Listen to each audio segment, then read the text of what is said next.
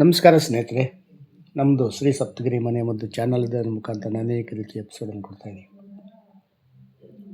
ಸೊಲಾನೆ ಮೇಸಿ, ಬದನೆಕಾಯಿ, ವಂಗಾಯಿ ಇತ್ಯಾದಿಗಳಿಂದ ಕರೆಯುವಂತಹ ಈ ಬದನೆಕಾಯನ್ನು ನಾವು ಸೇವನೆ ಮಾಡೋದು ಎಷ್ಟೋ ಮುಖ್ಯ.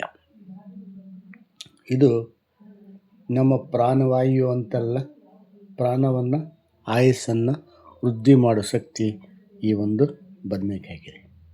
ಆದರೆ ಸಾವಯವ ಕೃಷಿಯಲ್ಲಿ ಬೆಳೆದಿರಬೇಕು. ಇದು ರಾಸಾಯನಿಕದಿಂದ ಬೆಳೆದಿರ್ತಕ್ಕಂಥದ್ದು ಅಷ್ಟೇನೂ ಇರಲ್ಲ. ಆದರೆ ಸಾವಯವ ಕೃಷಿಯಲ್ಲಿ ಬೆಳೆದ್ರೆ ಇದರಲ್ಲಿ ಅಂಶಗಳು ಜಾಸ್ತಿ ಇರ್ತದೆ. ಅದು ನಮ್ಗೆ ಯಾವುದೇ ಥರ ತೊಂದರೆ ಕೊಡಲ್ಲ. ಈ ಬದನೆಕಾಯಿ ಸೇವನೆ ಮಾಡೋದ್ರಿಂದ ಹಾರ್ಟ್ಗೂ ಒಳ್ಳೆಯದು, ಲಂಗ್ಸ್ಗೆ ಒಳ್ಳೆಯದು, ಶಕ್ತಿ ನೀಡುತ್ತೆ. ಇಂತಹ ಒಂದು ತರಕಾರಿಯನ್ನು ನಾವು ಸೇವನೆ ಮಾಡೋದು ಬಹಳ ಮುಖ್ಯವಾಗುತ್ತದೆ. ಕೆಲವೊಂತಾರೆ ಅದು ಹಂಗೆ ಹಿಂಗೆ ಅಂತ ಇಲ್ಲ. ಇದು ನಮ್ಮ ಪ್ರಕೃತಿಯಲ್ಲಿ ಸಿಕ್ಕುವಂತಹ ಬದನೆಕಾಯಿ. ಇದನ್ನು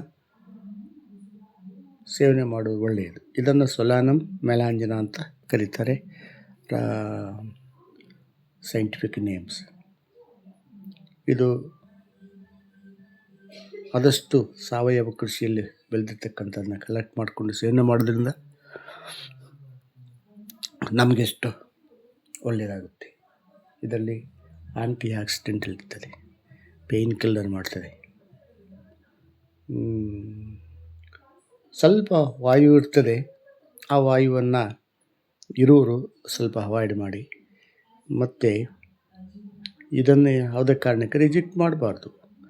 ಪ್ರತಿನಿತ್ಯ ಒಂದು ಎಂಥ ತರಕಾರಿ ಹಾಕ್ಕೊಳ್ಳಿ ನೀವು, ಆದರೆ ಒಂದು ಕಾಯನ್ನು ಸಾಂಬಾರಲ್ಲಿ ಕಟ್ ಮಾಡಿ ಹಾಕ್ಬಿಟ್ರೆ ಈ ಅಂಶ ಇಡೀ ಇದಕ್ಕಾಗುತ್ತೆ.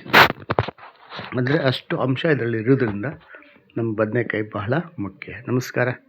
ಇದನ್ನು ನೋಡಿ ಲೈಕ್ ಮಾಡಿ, ಶೇರ್ ಮಾಡಿ, ಸಬ್ಸ್ಕ್ರೈಬ್ ಮಾಡಿ, ಎಲ್ರಿಗೂ ಮುಟ್ಲಿ, ಎಲ್ಲರೂ ನೋಡಿ. ನಮಸ್ಕಾರ ಸ್ನೇಹಿತರೆ.